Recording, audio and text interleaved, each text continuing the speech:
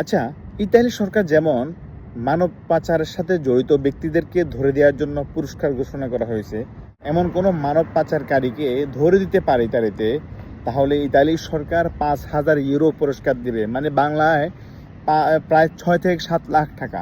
আমাদের সরকার কি পারতো না এমন একটা ঘোষণা দিতে যে এম্বাসি অথবা বিএফএস গ্লোবালের মধ্যে যারাই দুর্নীতি করবে, যারাই দালালি করবে, মানুষ থেকে টাকা খাবে, এমন কেউ যদি করে থাকে, যদি সরকারের কাছে ধরিয়ে দেয় এমন কোনো ব্যক্তিকে, সরকার কি পারবে না এরকম পুরস্কার ঘোষণা করতে?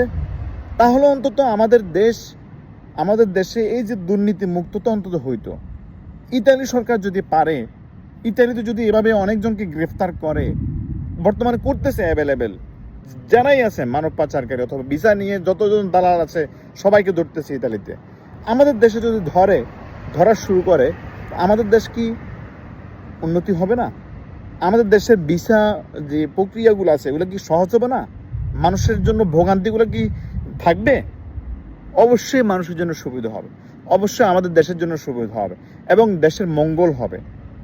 আমি চাই আমাদের সরকারও ওইরকম ঘোষণা দিক এবং যত দালাল আছে, যত দালালি করতেছে ভিসা নিয়ে, যত ঝামেলা করতেছে, যত ভিসা নিয়ে, সবাইকে ধরে সবাইকে জেলে ভরুক। আমাদের সরকার করুক এটা দেশের উন্নতি হবে। ইতালি সরকার ইতালি থেকে চেষ্টা করতেছে, ইউরোপিয়ানরা সবাই চেষ্টা করতেছে, ইউরোপের মধ্যে যত দেশ আছে সবাই চেষ্টা করতেছে ভিসা সহজ করার জন্য।